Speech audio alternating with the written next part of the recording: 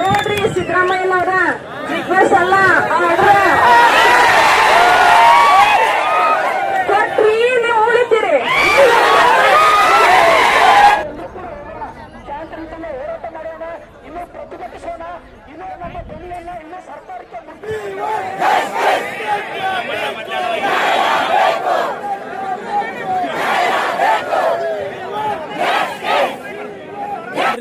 ಎಲ್ಲರೂ ಸೇರಿ ಒಂದು ಯುವ ಜನಾಕ್ರೋಶ ಅಂತೇಳಿ ಬೃಹತ್ ಪ್ರತಿಭಟನೆಯನ್ನು ಇವತ್ತು ದಲಿತ ವಿದ್ಯಾರ್ಥಿ ಪರಿಷತ್ ನೇತೃತ್ವದಲ್ಲಿ ಹಮ್ಮಿಕೊಂಡಿದ್ದೇವೆ. ಸುಮಾರು ನಮ್ಮ ಹೋರಾಟ ಶಿಸ್ತುಬದ್ಧ ಹೋರಾಟ ಆಗಿದೆ. ಇಡೀ ರಾಜ್ಯದಲ್ಲಿ ಅತಿ ದೊಡ್ಡ ಹೋರಾಟ ಆಗಿದೆ. ಅದಕ್ಕಾಗಿ ಸರ್ಕಾರದವರು ಎಚ್ಚೆತ್ಕೊಳ್ಳಿ, ಇಲ್ಲ ಅಂತಾರು ನಾವೆಲ್ಲ ಎಚ್ಚೆತ್ಕೋಬೇಕಾಗ್ತದೆ, ಹೋರಾಟ ಮಾಡಬೇಕಾಗಿದೆ. ಯಾರ ಹಕ್ಕಿದೆ ನಮ್ಗೆ ಕೊಡಕ್ ತಯಾರಿಲ್ಲ, ಮತ್ತೆ ಇವ್ರಿಗೆ ಯಾಕ್ತಾರ ಇನ್ನು ಒಂದು ಇಚ್ಛಾಶಕ್ತಿ ಇಲ್ಲ. ಇವತ್ತು ಯಶಸ್ವಿಯಾಗಿದೆ. ಎಲ್ಲ ಕೂಡ ಕೂತವರೆ ತನ್ನಲ್ಲಿ ಕೈ ಮುಗಿದು ವಿನಂತಿ ಮಾಡ್ಕೊತಿದ್ದಾರೆ.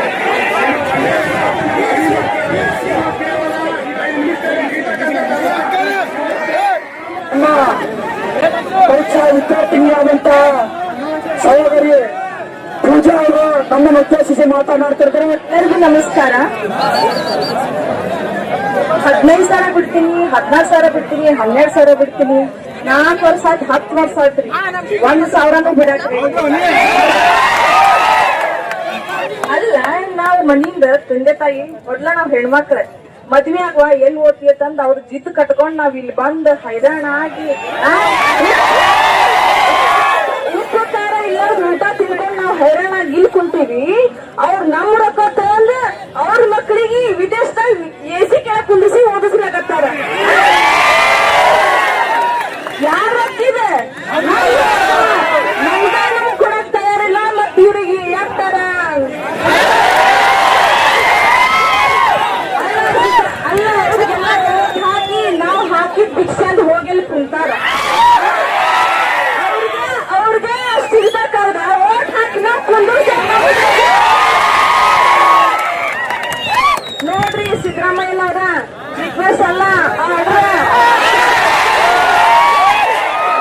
ಕೊಟ್ರಿ ನೀವು ಉಳಿತೀರಿ.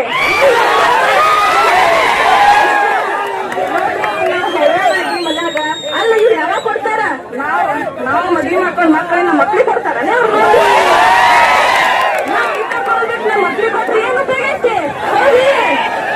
ನಮ್ ತಂದೆ ತಾಯಿನ ಕಲ್ತಿಲ್ಲ, ನಾವರ ಕಲಿಲ್ಲ ಅಂತ ಅವರು ಹೊಲ್ದಾಗ ಹೈರಾಣ ಬಿಸ್ಲಾಗ ಒಂದ ತಾಸ ನಮ್ಮ ಪುತ್ರ ಎಷ್ಟು ಹೈರಾಣ ಅನಿಸ್ಲಾಗತ್ತದ. ನಮ್ ತಂದೆ ತಾಯಿ ಮುಂದೆ ಹಿಡಿದು ಸಂಜೆ ತನ ಹೊಲ್ದಾಗ ದುಡದ ಅವ್ರ ದಿನ ಕೂಲಿ ಅಂತ ನಮಗ್ ಕೊಟ್ಟು ಕಳ್ಸಕತ್ತಾರ. ಇದನ್ನೆಲ್ಲ ನೀವು ತಲೆಯಾಗ ಇಟ್ಕೊಳ್ಳಾರ್ದೆ ಈ ತೆಲ ನಮ್ ಜೊತೆ ಆಟ ಆಡಕತ್ತೀರಿ. ನೀವು ಹೊಟ್ಟಿಗೆಲ್ಲ ತಿತ್ತಿರೋ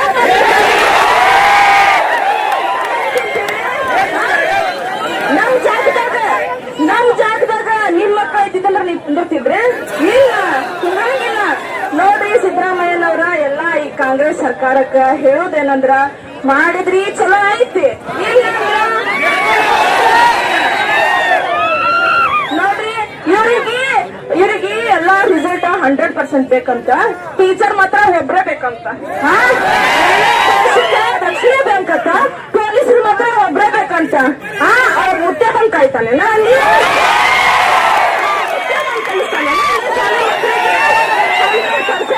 ರಿಸಲ್ಟ್ ಬೇಕಂದ್ರ 100 ಶಿಕ್ಷಕರಿಗೆ ನೇಮಕಾತಿ ಮಾಡ್ರಿ. ಇವಾಗ ದಕ್ಷಿಣ ಬೇಕಂದ್ರ 100 ಜನ ಪೊಲೀಸರಿಗೆ ನೇಮಕ ಮಾಡ್ರಿ, 100 ಜನ PSIಗಳಿಗೆ ನೇಮಕ ಮಾಡ್ರಿ. ಅಲ್ಲದೆ ತಮಗೆಲ್ಲ ಬೇಕಂತ ನಮಗೇನು ಬೇಡ ಅಂತ, ತಮಗ್ ಮಾತ್ರ ಸೆಕ್ಯೂರಿಟಿ ಬೇಕಂತ ನಾವು ಇಲ್ಲಿ ಹೈರಾಣ ಹಾಕಿ ಬಿಸಿಲಾಗಿಲ್ ಕುಂತು ಬೇಕೇ ಬೇಕು ನ್ಯಾಯ ಬೇಕಂತೇಳಿ ಮಾತಾಡ್ಬೇಕಂತ. ಯಾವ ನ್ಯಾಯ ಇದೆ? ಅಲ್ಲಲ್ಲ ನೋಡ್ರಿ, ಇಷ್ಟ ಹೇಳುದು ಕೊಟ್ರಿ ಚಲೋ ಐತಿ, ಕೊಡ್ಲಿಕ್ಕಂದ್ರ ಅಂತ ನೌಕರಿ ಬೇಕು, ನೌಕರಿ ಬೇಕು. 5 ವರ್ಷ ಮಾಡಿದ್ರಿ ನಿಮ್ದ ಚಲೋ ಐತಿ, ಇಲ್ಲಾಂದ್ರ ಇನ್ನ 2 ವರ್ಷ ನೀವ ಇರಂಗಿಲ್ಲ ಅಷ್ಟೇ. ಎಲ್ಲರಿಗೂ ಧನ್ಯವಾದಗಳು. ನಾವು ಏನು ಕನಸ್ಕೊಂಡಿವಂತಂದ್ರೆ ಎಲ್ಲಾರು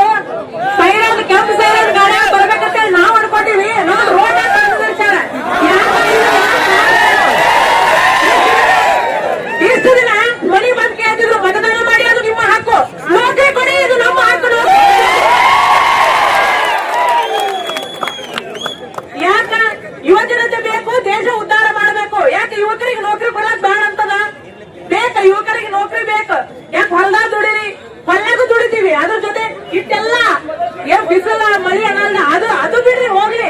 ಗ್ರಂಥಾಲಯಗಳು ನಮ್ಗೆ ನೋಡಿ ಹೇಳಕತ್ತಾವ, 8 ದಿನ ಕೂತು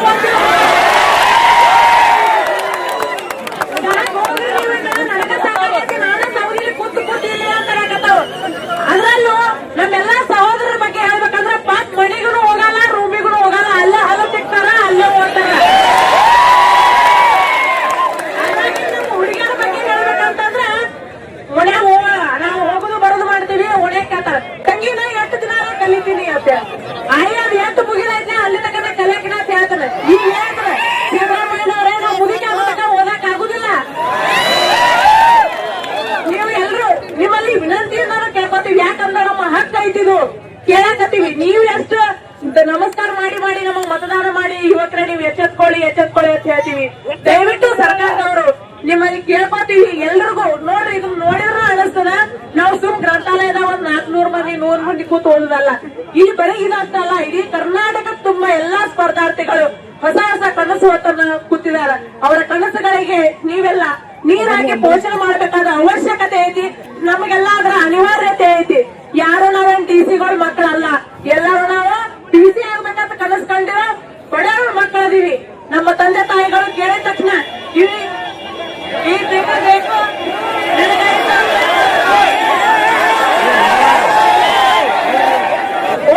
ಹೇಳ್ತಿರು ಸರ್ಕಾರದವರು ಎಚ್ಚೆತ್ಕೊಳ್ಳಿ, ಇಲ್ಲ ಅಂತಾರು ನಾವೆಲ್ಲ ಎಚ್ಚೆತ್ಕೋಬೇಕಾಗ್ತೈತಿ, ಹೋರಾಟ ಮಾಡ್ಬೇಕಾಗೈತಿ. ನಿಮ್ಮೆಲ್ಲರಿಗೆ ಇದ್ರೇನು ಮನವಿ ಮಾಡ್ಕೊಂಡು ಸಾಕಾಗಿದೆ. ನಾವು ಮನನೊಂದು ಇಲ್ಲಿ ಬಂದೀವಿ. ಎಲ್ರು ಇದಕ್ಕೆ ಏನ್ ಮಾಡ್ರಿ, ನಮ್ಮ ವಿದ್ಯಾರ್ಥಿಗಳಿಗಾಗಿ ನಮ್ಮೆಲ್ಲರಿಗಾಗಿ ನೀವು ಬದಲಾಗಬೇಕು, ಇಲ್ಲಾಂದ್ರೆ ನಾವು ಬೇರೆ ರೀತಿಯಲ್ಲಿ ಬದಲಾಗಬೇಕಾಗೈತಿ. ದಲಿತ ವಿದ್ಯಾರ್ಥಿ ಪರಿಷತ್ನ ಮಹಿಳಾ ಘಟಕದ ಸಹೋದರಿಯಾದಂತ ಶಿಲ್ಪಾ ಅವರು ನಿಮ್ಮನ್ನ ಉದ್ದೇಶಿಸಿ ಎಲ್ಲರಿಗೂ ನಮಸ್ಕಾರ.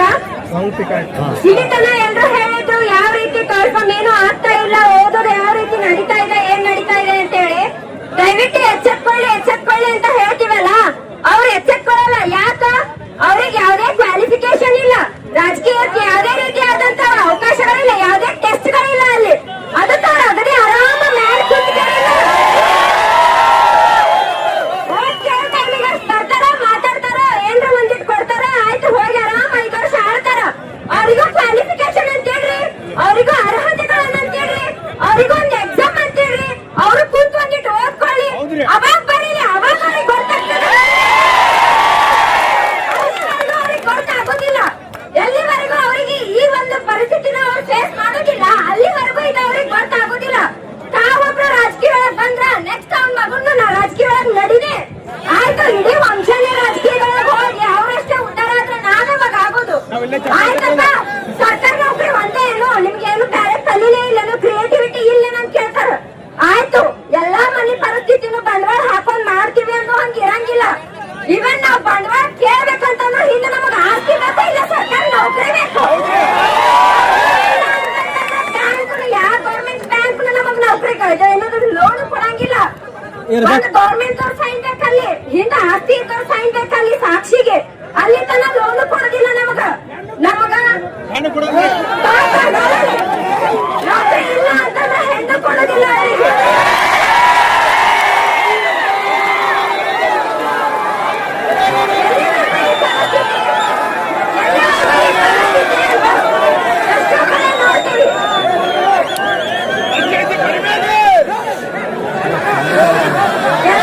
ಎಲ್ಲ ರಾಜ್ಯದೊಳಗೂ ನೋಡ್ತೀವಿ ವಯೋಮಿತಿ 30-33 ಅಂತೇಳಿ ಇಟ್ಟಂತಂದ್ರೆ ನಮ್ದ್ರ 25.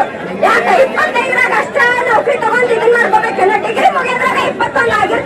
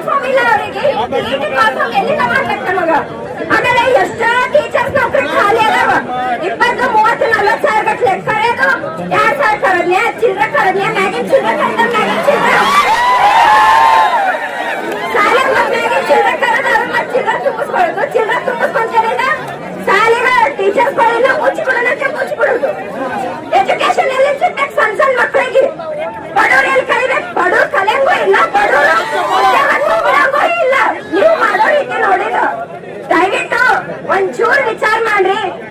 ನಾವು ರೊಚ್ಚಿಗೆದ್ವಿ ಅಂತಂದ್ರ ರಾಜಕೀಯ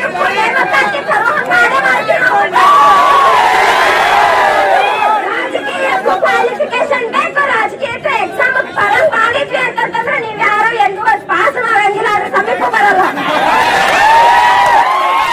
ಅದನ್ನ ತಿಳ್ಕೊಂಡು ಫಸ್ಟ್ ದಯವಿಟ್ಟು ಈ ರೀತಿಯಾದಂತ ಒಂದು ಕ್ರಿಯೇಟಿವಿಟಿ ಇದೆ ಅಂದ್ರೆ ಇಂಥ ಒಂದು ಸಿಚುವೇಶನ್ ಕ್ರಿಯೇಟಿವ್ ಮಾಡಕ್ ಹೋಗ್ಬೇಡ್ರಿ. ಎಲ್ಲಾರನ್ನ ಅರ್ಥ ಮಾಡ್ಕೊಡಿ. ನೀವು ಬೇರೆ ನಾವೇನ್ ಬ್ಯಾಡ ಅನ್ನಂಗಿಲ್ಲ, ಅಲ್ಲಿ ಇಡ್ತೀನಿ.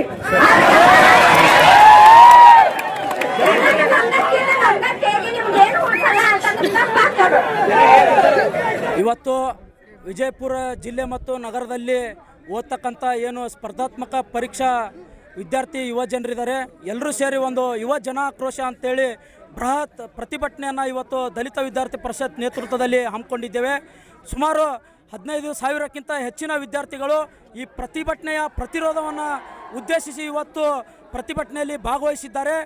ಗಾಂಧಿ ಸರ್ಕಲ್ನಿಂದ ಅಂಬೇಡ್ಕರ್ ಸರ್ಕಲ್ವರೆಗೂ ರ್ಯಾಲಿ ಮೂಲಕ ಇವತ್ತು ಸಾವಿರಾರು ವಿದ್ಯಾರ್ಥಿಗಳು ರ್ಯಾಲಿ ಮಾಡ್ಕೊಂಡು ಬಂದು ಇವತ್ತು ಅಂಬೇಡ್ಕರ್ ಸರ್ಕಲ್ನಲ್ಲಿ ಗ್ಯಾದರ್ ಆಗಿ ನಾವು ಸಭೆಯನ್ನು ಇವತ್ತು ದೊಡ್ಡ ಪ್ರಮಾಣದ ಸಭೆಯನ್ನು ಇವತ್ತು ಆಯೋಜನೆ ಮಾಡ್ತಾ ಇದ್ದೇವೆ. ನಮ್ಮದು ಬೇಡಿಕೆ ಇಷ್ಟೇ, ಇವತ್ತಿನ ರಾಜ್ಯ ಸರ್ಕಾರಗಳು ಏನು 4 ವರ್ಷಗಳಿಂದ ಇವತ್ತು ಸತತವಾಗಿ ಇವತ್ತು ವಿದ್ಯಾರ್ಥಿ ಯುವ ಜನರಿಗೆ ಕಾಲ್ಪಾರ್ ಮಾಡದೆ, ಅವರಿಗೆ ನೌಕರಿಯನ್ನು ನೀಡದೆ ಮತ್ತು ಅವರ ವಯೋಮಿತಿಯನ್ನು ಜಾಸ್ತಿ ಮಾಡದೆ ಇವತ್ತು ಅವರಿಗೆ ಅನ್ಯಾಯ ಮಾಡ್ತಾ ಇದ್ದಾರೆ. ಅದನ್ನು ವಿರೋಧಿಸಿ ನಾವು ಇವತ್ತು ಹೋರಾಟವನ್ನು ಮಾಡ್ತಾ ಇದ್ದೀವಿ. ಯಾಕಪ್ಪ ಅಂತಂದರೆ ಕಷ್ಟಪಟ್ಟು ಇವತ್ತು ಮನೆ ಬಿಟ್ಟು ಮಠ ಬಿಟ್ಟು ತಂದೆ ತಾಯಿ ಅಣ್ಣ ತಮ್ಮರನ್ನ ಬಿಟ್ಟು ನಾವು ಇವತ್ತು ಸಿಟಿಗೆ ಬಂದು ಏನೋ ಒಂದು ಸರ್ಕಾರಿ ನೌಕರಿ ತೊಗೋಬೇಕಂತೇಳಿ ಹಗಲು ರಾತ್ರಿ ಓದ್ತಾ ಇದ್ದೇವೆ. ನಮ್ಮ ತಂದೆ ತಾಯಿ ಕಷ್ಟಪಟ್ಟಂಥ ಪ್ರತಿಯೊಂದು ಬೆವರಿನ ಹಣದಲ್ಲಿ ನಾವು ಇವತ್ತು ಖರ್ಚು ಮಾಡ್ತಕ್ಕಂಥ ಭವಿಷ್ಯತ್ತು ಇವತ್ತು ನಮ್ಮದಾಗಿದೆ. ಅದಕ್ಕಾಗಿ ಆದರೂ ಕೂಡ ಇಂಥ ಖರ್ಚು ಮಾಡಿ ಕಲ್ತರೂ ಕೂಡ ಇವತ್ತು ಏನು ನೌಕರಿ ಸಿಗ್ತಾ ಇಲ್ಲ. ಆ ಒಂದು ಹತಾಶೆಗೊಂಡು ನಾವಿವತ್ತು ಭಯದಿಂದ ಇವತ್ತು ನಮ್ಮ ಒಂದು ಜೀವನವನ್ನೇ ಹಾಳಾಗುವ ಒಂದು ವಿಚಾರದಿಂದ ಇವತ್ತು ನಾವು ಹೋರಾಟ ಮಾಡ್ತಾ ಇದ್ದೇವೆ. ಇವತ್ತು ಸರ್ಕಾರಕ್ಕೆ ಇವತ್ತು ನಾವು ಮನವಿ ಮಾಡ್ಕೋತಾ ಇದ್ದೇವೆ, ನಮ್ಮ ಒಂದು ನೌಕರಿ ಕೊಡಿ, ನಾವು ನಿಮ್ಮಲ್ಲಿ ಏನೂ ಕೇಳೋದಿಲ್ಲ, ನಮಗೆ ಕಾಲ್ಪಾರ್ ಮಾಡಿರಿ, ನಾವು ಓದ್ತಾ ಇದ್ದೀವಿ, ಶ್ರಮ ಪಡ್ತಾ ಇದ್ದೀವಿ, ಹಗಲು ರಾತ್ರಿ ಓದ್ತಾ ಇದ್ದೀವಿ. ಆದರೆ ನೀವು ಕಾಲ್ಪಾರ್ ಮಾಡದೆ ಹೋದರೆ ನಮ್ಮ ಏಜ್ ಡಿಬಾರ್ ಆಗ್ತದೆ, ಏಜ್ ಡಿಬಾರ್ ಆದರೆ ನಮ್ಮ ಭವಿಷ್ಯ ಇವತ್ತು ಹಾಳಾಗ್ತದೆ ಅಂತಕ್ಕಂಥ ನೋವನ್ನು ಇವತ್ತು ನಮ್ಮ ಅಳುವನ್ನು ನಿಮ್ಮ ಮುಂದೆ ಇವತ್ತು ತೋಡ್ಕೋತಾ ಇದ್ದೀವಿ. ಮುಂದಿನ ದಿನಮಾನಗಳಲ್ಲಿ ನಮ್ಮ ನೋವನ್ನು ನೀವು ಪ್ರತಿಧ್ವನಿಸಿ ಏನು ನಮ್ಮ ಪರವಾಗಿ ನೀವು ಇವತ್ತು ನೌಕರಿ ಕರೀದೆ ಹೋದರೆ ಮುಂದಿನ ದಿನಮಾನಗಳಲ್ಲಿ ವಿಧಾನಸೌಧವನ್ನು ಬಿಡದೆ ನಾವು ಮುತ್ತಿಗೆ ಹಾಕ್ತೀವಿ. ಇದು ನಮ್ಮ ಅಡಿಗಲ್ಲು. ಇವತ್ತು ಪ್ರಾರಂಭ ಮಾಡಿದ್ದೀವಿ. ಈ ಹೋರಾಟ ಇತಿಹಾಸದಲ್ಲಿ ದಾಖಲೆ ಆಗಿದೆ. ಇವತ್ತು ಮುಂದಿನ ದಿನಮಾನಗಳಲ್ಲಿ ನಿಮ್ಮ ಸರ್ಕಾರ ಕಿತ್ತು ಹೋಗೋವರೆಗೂ ನಮ್ಮ ಹೋರಾಟ ನಿರಂತರವಾಗಿರುತ್ತೆ ಅಂತೇಳಿ ಎಚ್ಚರಿಕೆ ಕೊಡ್ತಾ ಇದ್ದೇನೆ. ಅಕ್ಷಯ್ ಕುಮಾರ್, ದಲಿತ ವಿದ್ಯಾರ್ಥಿ ಪರಿಷತ್, ವಿಜಯಪುರ. ನನ್ನ ಹೆಸರು ಅನಿಲ್ ಅಂತ. ನಾವು ಬಿಜಾಪುರದಲ್ಲಿ ಇವತ್ತು ಅಂಬೇಡ್ಕರ್ ಸರ್ಕಾರದಲ್ಲಿ ಈಗ ವಿದ್ಯಾರ್ಥಿಗಳೆಲ್ಲರೂ ಸೇರಿ ನಾವು ಈಗ ಶೀಘ್ರದಲ್ಲಿ ನೇಮಕಾತಿ ಆಗಬೇಕಂತೇಳಿ ನಾವು ಈ ಸದ್ಯ ತೀವ್ರವಾದಂಥ ಹೋರಾಟ ಮಾಡ್ತೀವಿ. ಈ ಹೋರಾಟ ಯಾಕಪ್ಪ ಅಂತಂದ್ರೆ ಈಗ ಸತತವಾಗಿ ನಾವು 5-6 ವರ್ಷಗಳಿಂದ ನಾವು ಬಿಜಾಪುರದಲ್ಲಿ ಬಂದು ರೂಮ್ ಮಾಡಿಕೊಂಡು ಲೈಬ್ರರಿ ಮಾಡ್ಕೊಂಡು ಓದ್ಲತ್ತೀವಿ. ಇಲ್ಲಿ ನಮಗೆ ಯಾವುದೇ ರೀತಿಯಿಂದ ವರ್ಷ ಸರಿಯಾದ ರೀತಿಯಿಂದ ಕಾಲ್ಫಾರ್ಮ್ ಆಗ್ತಾ ಇಲ್ಲ.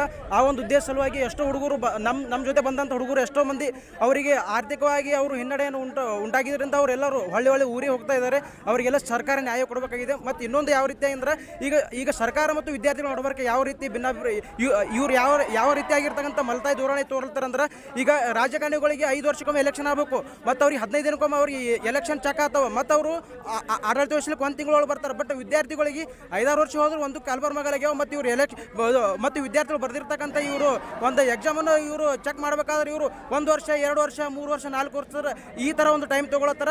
ಇದನ್ನೆಲ್ಲ ಈ ಸದ್ದ ಎಲ್ಲನೂ ಇದು MCQ ಮಾಡಲ್ಲೆಲ್ಲ ಹೋಗಿ ಈ ಪೇಪರ್ ಎಲ್ಲ ಹೋಗಿ ಇದು ಎಲ್ಲ CBT ಅಂದರೆ ಈಗ ಯಾವ ರೀತಿಯಾಗಿರ್ತಕ್ಕಂಥ ಈ ಸದ್ದ ಕೇಂದ್ರ ಸರ್ಕಾರ ಈ ಸದ್ದ ಈಗ ಯಾವ ಥರ ಕಂಪ್ಯೂಟರ್ ಬೇಸ್ಡ್ ಎಕ್ಸಾಮ್ ಯಾವ ಥರ ಯಶಸ್ವಿಗಳು ಮಾಡಿದಲ್ಲ ಆ ಒಂದು ತೆರನಾಗಿರ್ತಕ್ಕಂಥ ಒಂದು ಮಾಡಲನ್ನು ಈ ಸ್ಟೇಟ್ದಲ್ಲಿ ತರಬೇಕು. ಯಾವುದೇ ರೀತಿಯಿಂದ ಅಕ್ರಮಗಳನ್ನು ಈ ಒಂದು ಸರ್ಕಾರ ಒಂದು ಇದು ನಿಲ್ಲಿಸ್ತಕ್ಕಂಥ ಪ್ರಯತ್ನ ಮಾಡಬೇಕಂತೇಳಿ ಇದು ನಮ್ಮ ಬೇಡಿಕೆ ಇರುವುದು ಸರ್.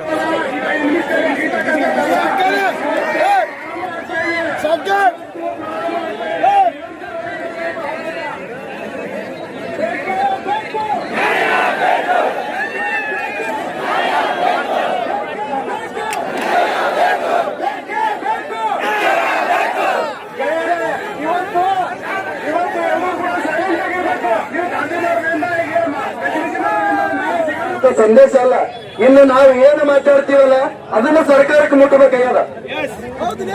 ಅದಕ್ಕೋಸ್ಕರ ದಯವಿಟ್ಟು ಯಾರು ಮಾತಾಡೋದ್ರಿ, ದಯವಿಟ್ಟು ನಾವು ಒಂದು 5 ನಿಮಿಷ ಮಾತಾಡಕ್ ಕೊಡಿ.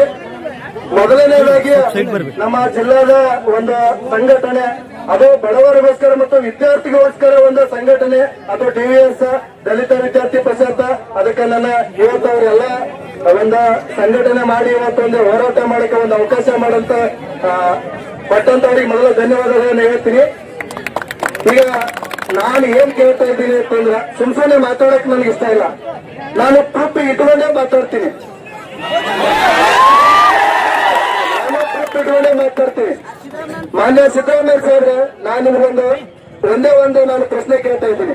ದಯವಿಟ್ಟು 2020ರಲ್ಲಿ ನೀವು ವಿರೋಧ ಪಕ್ಷದ ಸ್ಥಾನದಲ್ಲಿದ್ದಾಗ ಮಾನ್ಯ ಗೃಹ ಸಚಿವರಾದಂತಹ ಬಸವರಾಜ ಬೊಮ್ಮಾಯಿ ಅವರಿಗೆ ಒಂದು ಲೆಟರ್ ಅನ್ನ ಬರೀತೀರಿ. ಏನು ಬರೀತೀರಿ ಅಂತಂದ್ರ, ನಮ್ಮ ಸರ್ಕಾರ ಬಂದ್ರ ಪೊಲೀಸ್ ಕಾನ್ಸ್ಟೇಬಲ್ ವಯೋಮಿತಿಯನ್ನ SC ST 33, ಜನರಲ್ ಕೆಟಗಿ 30 ಮಾಡ್ತೀನಿ ಅಂತೇಳಿ ನೀವು ಕೊಟ್ಟಂತ ಹೇಳಿಕೆ ಇದು. ನೀವು ಬರೀಕೊಟ್ಟಿರಿ. ಅವತ್ತೇನಂದ್ರೆ ನಮ್ಮ ಸರ್ಕಾರ ಬಂದ್ರೆ ನಾವು 33 ಮಾಡ್ತೀನಿ ಅಂದ್ರೆ, ಸ್ವಾಮಿ ನಿಮ್ ಸರ್ಕಾರ ಇದೆಯಲ್ಲ 3 ವರ್ಷ ಆಯ್ತು ಬಂದು ಏನ್ ಮಾಡ್ತಾ ಇದ್ದೀರಿ? 3 ವರ್ಷ ಆಯ್ತು ಏನ್ ಮಾಡ್ತಾ ಇದ್ದೀರಿ? 3 ವರ್ಷ ಎಲ್ಲ ವಿದ್ಯಾರ್ಥಿಗಳನ್ನ ಕೊಂದ್ರಿ. ಇದೇ ಇತ್ತೀಚೆಗೆ 1 ವಾರದ ಹಿಂದೆ ಒಬ್ಬ ವಿದ್ಯಾರ್ಥಿ ಆತ್ಮಹತ್ಯೆ ಮಾಡ್ಕೊಂಡ ಧಾರವಾಡದಾಗ ಹೇಳಕೊಂಡಿದ್ದಾನೆ. ಯಾರಿಗೂ ಕಡೆ ಅವ್ರ ತಂದೆ ತಾಯಿಗೆ ಅವ್ರ ಮಕ್ಕಳ ತಂದ್ಕೊಳ್ಳೋ ತಾಕತ್ ನಿಮ್ಗಿದೆಯಾ? ಇದೆಯಾ? 3 ವರ್ಷ ಆಯ್ತು ಕೋವಿಡ್ ಅಂತ ಹೇಳಿ ನಮ್ಮ ವಯೋಮಿತಿ ಅಲ್ಲೇ ಕಳೆದೋಯ್ತು. ರೈತರೇ, ಇವತ್ತು ನಾವು ಕೇಳ್ತಾ ಇರೋದು ದುಡಿಯುವ ಶಕ್ತಿ, ಸಾಮರ್ಥ್ಯ ಇರುತ್ತೆ. ಎಲ್ಲ ಇದ್ದಾಗೂ ಕೂಡ ಉದ್ಯೋಗ ಕೊಡುವ ಸರ್ಕಾರದ ಜವಾಬ್ದಾರಿ. ಸಾಮಾಜಿಕ ಚುನಾವಣೆ ಸಂದರ್ಭಗಳಲ್ಲಿ ಬಲ್ಲವ ಮಾತುಗಳು ಅವರು, ಅವರ ಪ್ರಣಾಳಿಕೆಯನ್ನು ಅವರು, ಆದರೆ ಚುನಾವಣೆ ಮುಗಿದ ಮೇಲೆ ರಾಜ್ಯ ಹಾಗೂ ಕೇಂದ್ರ ಸರ್ಕಾರ, ಎರಡೂ ಸರ್ಕಾರ ಇವತ್ತು ಯುವ ಸಮುದಾಯ ಮರೆತಿದ್ದಾರೆ. ನೇಪಾಳಿಗರ ಇವತ್ತು ಉದ್ಯೋಗ ಬೇಕು ಅಂತ ಹೋರಾಟ ಮಾಡಿದ ಯುವಜನರ ಮೇಲೆ ಎಲ್ಲರೂ ಆರೋಪಗಳನ್ನು ಮಾಡ್ತಾ ಇದ್ದಾರೆ. ನಾವು ಯುವಕರು, ನಾವು ದುಡಿದ ವಿಧಾನಸಭೆ ನಮ್ಮ ಹಕ್ಕುವನ್ನು ಕಾಣ ಇರ್ತಕ್ಕಂಥ ಕೇಂದ್ರ ಸರ್ಕಾರದ 2,90,000 ಹುದ್ದೆಗಳು, ಕೇಂದ್ರ ಸರ್ಕಾರದ 35 ಲಕ್ಷ ಹುದ್ದೆಗಳು ಈ ಕೂಡ ಭರ್ತಿ ಮಾಡಬೇಕು. ಮತ್ತೆ ಮಳೆ ಕಾಲ ಆದ್ರೆ ನಿಮ್ಮ ಕುರ್ಚಿ ಖಾಲಿ ಮಾಡಬೇಕು. ಇದು ಸ್ನೇಹಿತರೆ, ಇವತ್ತು ಅವರು ಆರ್ಥಿಕತೆ ಬಗ್ಗೆ ಮಾತಾಡ್ತಾರೆ. ಅವರು ಏಕಾಏಕಿಯಾಗಿ ಅಧಿವೇಶನದಲ್ಲಿ ಒಂದು ನಿಮಿಷದಲ್ಲಿ ಅವರು ವೇತನ ಹೆಚ್ಚು ಮಾಡ್ಕೊತಾರೆ. ಅವ್ರಿಗೆ ಆರ್ಥಿಕ ಸಂಕಷ್ಟ ಇರಲಿಲ್ಲ. ಅವ್ರಿಗೆ ಈ ದೇಶದ ದುಡಿಯುವ ಯುವ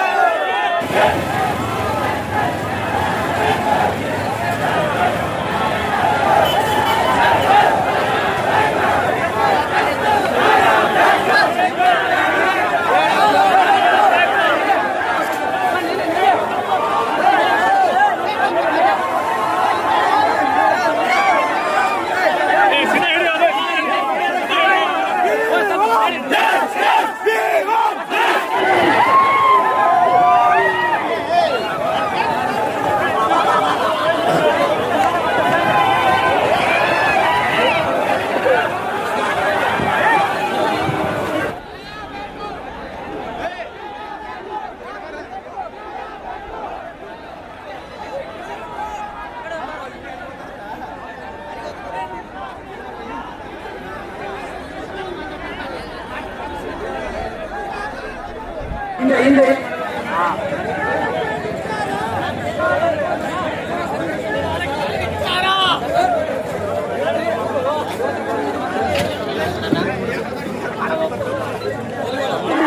ಎಲ್ಲ ಯಾರಿಗೂ ಕೂಡ ಒಂದು ಅಂತರದ ಪ್ರಶ್ನೆ ಆಡ್ತಾರೆ ಕೈ ಹಿಡಿದ್ರೆ ಪ್ಲೀಸ್ ತಮ್ಮನ್ನು ಕೈ ಮುಗಿದು ವಿನಂತಿ ಮಾಡ್ಕೊತೀನಿ ಕೈ ಮಾಡಿ ಅಂದ್ರು ತಮ್ಮನ್ನು ಕೈ ಮುಗಿದು ವಿನಂತಿ ಮಾಡ್ಕೊತೀನಿ